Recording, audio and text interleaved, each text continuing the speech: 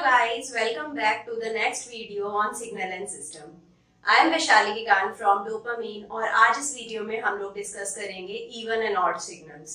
अगर आपने अभी तक प्रीवियस वीडियोस इस प्लेलिस्ट की नहीं देखी हैं तो देख आइए क्योंकि कुछ पार्ट यहाँ पर यूज होंगे, right? So let's start our discussion with the even signal. So सबसे पहले हम डेफिनेशंस देख लेते हैं कि इवन सिग्नल क्या होता है और ऑड सिग्नल क्या होता है। सो इवन सिग्नल वो सिग्नल है जो कि सिमेट्रिक होता है around the t is equal to 0 line. अब t is equal to 0 line कौन सी होती है?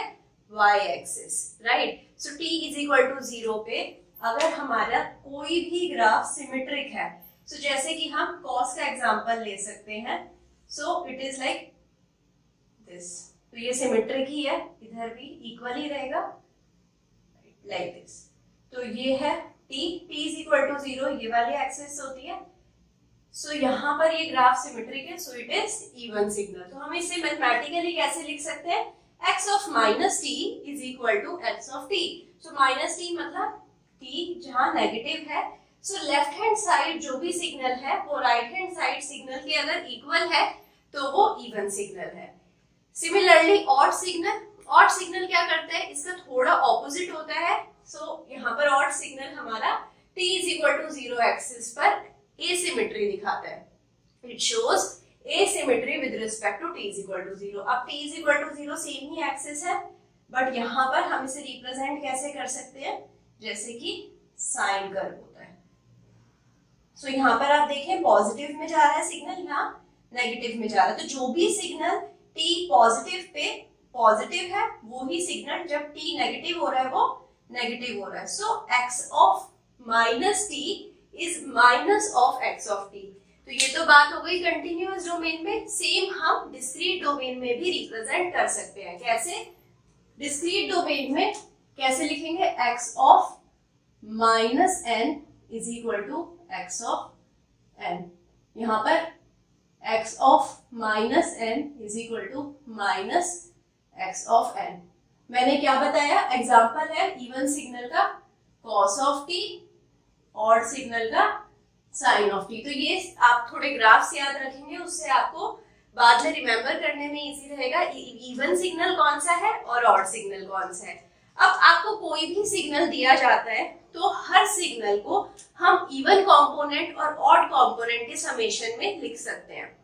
सो किसी सिग्नल में लेट सपोज अगर इवन कंपोनेंट नहीं है तो हम 0 प्लस ऑड कंपोनेंट लिखेंगे, राइट? अगर ऑड कंपोनेंट नहीं है तो 0 प्लस इवन कंपोनेंट लिखेंगे। सो बेसिकली हमें हर सिग्नल को रिप्रेजेंट करना है as the summation of even component and odd component. So xt को कैसे लिख सकते हैं? xet plus xot। और सिमिलरली डिस्क्रीट डोमेन में, ये तो कंटिन्यूअस डोमेन की बात थी, डिस्क्रीट डोमेन में xn क्या होगा? xen plus xon। अब हमारे पास कोई भी आर्बिट्ररी सिग्नल xt गिवन है। अब xt का इवन कंपोनेंट कैसे निकालेंगे, राइट? इवन कंपोनेंट के लिए xt लिखेंगे, उसमें x of minus t add करेंगे और डिवाइडेड बाय 2 कर देंगे। अगर हमें ऑड कंपोनेंट लिखना है तो वो सब्ट्रैक्ट करेंगे और डिवाइडेड बाय 2 करेंगे। So basically xt minus x of minus t divided by 2। इसका हम डिस्क्रीट रिप्रेजेंटेशन भी लिख सकते हैं। So xen is equal to xn plus x of minus n divided by 2। xon क्या होगा? x of n minus x of minus n divided by 2। तो इस तरह से हम इवन कंपोनेंट और ऑड कंपोनेंट को कंटिन्यूअस टाइम फॉर्म में और डिस्क्रीट टाइम फॉर्म में रिप्रेजेंट कर सकते हैं। किसी भी सिग्नल को अगर हमें summation of even component and odd component लिखना है तो we can do very easily. इसके ऊपर एक न्यूमेरिकल भी सॉल्व करेंगे जिससे कि आपको इजीली समझ आ जाए कि कैसे किसी भी सिग्नल को हम इवन एंड ऑड कंपोनेंट की फॉर्म में लिख सकते हैं। Now coming to the properties, पहले हम देखते हैं continuous time even and odd signal की प्रॉपर्टीज। तो उसके लिए हम कंसीडर कर रहे हैं फर्स्ट प्रॉपर्टी के लिए कि x1t हमारा ऑड सिग्नल है, x2t हमारा इवन सिग्नल है। सो x3t जो कि x1t और x2t का मल्टीप्लीकेशन है। x1t क्या था? ऑड सिग्नल, x2t था इवन सिग्नल।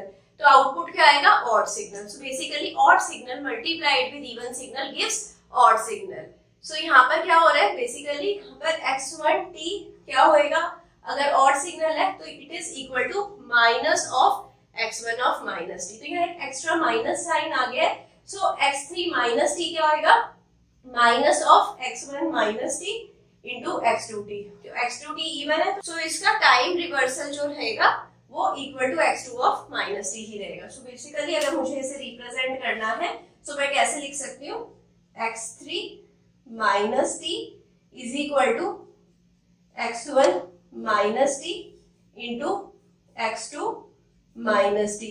अब क्योंकि x1 क्या है हमारा ऑड सिग्नल, सो ये आ जाएगा minus of x1 t and it is equal to x2 t। So यहां पर एक नेगेटिव साइन आ रहा है। So x3 of minus t is equal to minus of x3 t।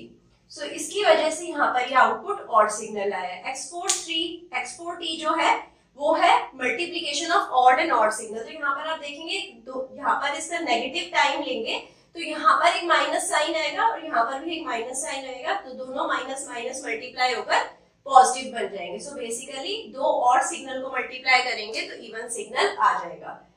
Next case लेते हैं जहां पर हम दो इवन सिग्नल को मल्टीप्लाई कर रहे हैं। दो इवन सिग्नल है तो अगर उनका टाइम नेगेटिव करते हैं, सो जो आउटपुट भी रहेगा वो दोनों का पॉजिटिव ही रहेगा, क्योंकि x2t का नेगेटिव टाइम आउटपुट सेम रहता है, इवन सिग्नल है।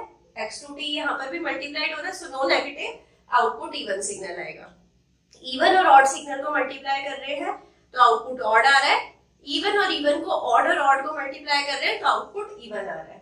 अगर xt इवन सिग्नल है, सो अगर हम माइनस इंफिनिटी से इंफिनिटी तक xt को इंटीग्रेट करते हैं तो उसे हम कैसे लिख सकते हैं, ट्वाइस ऑफ जीरो से infinity integration of xt over time. Basically अगर आप इस सिग्नल को देखें तो जो पॉजिटिव टाइम में है सिग्नल वो ही सेम नेगेटिव टाइम में है। इंटीग्रेशन निकाल रहे हैं माइनस इंफिनिटी से इंफिनिटी, मतलब हम एरिया फाइंड आउट कर रहे हैं। सो बेसिकली अगर हमने जीरो से t तक का एरिया फाइंड आउट कर लिया, जीरो से इंफिनिटी तक का एरिया फाइंड आउट कर लिया, उसी को ये हम ट्वाइस कर देंगे तो हमें नेगेटिव टाइम वाला एरिया भी मिल जाएगा। Now coming to the next property, अगर xt ऑड सिग्नल है तो इसका integration over minus infinity to infinity zero होगा, क्योंकि यहाँ पर देखिए जो एरिया आएगा वो पॉजिटिव आएगा, यहाँ पर same area but in the negative side. So ये जो अगर आप एरिया कैलकुलेट करते हैं उसमें से एरिया सब्ट्रैक्ट हो जाएगा, ओवरऑल आउटकम आपका जीरो आएगा। नेक्स्ट प्रॉपर्टी, अगर xt इवन सिग्नल है तो इसका डिफरेंशिएशन करेंगे तो ऑड सिग्नल आएगा, dxt by dt is odd signal. Same अगर xt ऑड सिग्नल है तो इसका डिफरेंशिएशन इवन सिग्नल आएगा। Next property, minus infinity to infinity integration of x square t dt। x square t को अगर हम इंटीग्रेट करेंगे ओवर टाइम तो इसको हम as summation of square of even component and odd component लिख सकते हैं। So minus infinity to infinity x even square t dt plus minus infinity to infinity x odd square t dt। Now coming to the next properties of discrete even and odd signal. So discrete time even and odd signal की properties discuss करते हैं। First property summation वाली property है, it is similar to the integration property in the continuous domain. So अगर हमारा xn even signal है तो summation minus infinity से इंफिनिटी ऑफ xn कैसे लिखेंगे, जो भी x जीरो पे है वो value plus twice of summation xn from n is equal to 1 to infinity. So 1 से इंफिनिटी की वैल्यू जो होगी वो सेम होगी माइनस 1 से माइनस इंफिनिटी। तो हमने ये वैल्यूज ट्वाइस कर दी और उसमें हमने जो भी x जीरो वैल्यू है वो ऐड कर दी। अगर ऑड सिग्नल है तो summation minus infinity to infinity xn zero हो जाएगा directly. Next property is similar to the last property of the continuous time even and odd signal. Summation from minus infinity to infinity x square n is equal to summation from minus infinity to infinity x square n is equal to summation from minus infinity to infinity x square even n plus summation from minus infinity to infinity x square odd n. So now coming to the question. अब हमें question में xt signal given है sin 2t plus cos t plus sin t cos 2t. हमें निकालना है इसका even and odd component. सो हमारे पास xt even है, सबसे पहले हम x ऑफ माइनस टी लिखेंगे, तो जहां पे भी t है वहां पर हम माइनस टी कर देंगे। Sine two minus t plus cos of minus t plus sine of minus t cos of twice of minus t. So अब आपको पता है साइन अगर नेगेटिव में होता है तो माइनस साइन हो जाता है, सो माइनस साइन 2t हो जाएगा। कॉस की अगर जो एंगल है वो नेगेटिव में होता है तो वो सेम ही रहता है, so cos of minus t cos t हो जाएगा। यहाँ पर देखें sine of minus t minus of sine t हो जाएगा, कॉस का जो एंगल है वो पॉजिटिव ही रह जाएगा, सो कॉस ऑफ 2t। सो ये हो गया हमारे पास x ऑफ माइनस टी। हमारे पास फॉर्मूले है, x इवन t निकालना है तो xt plus x of minus t divided by 2।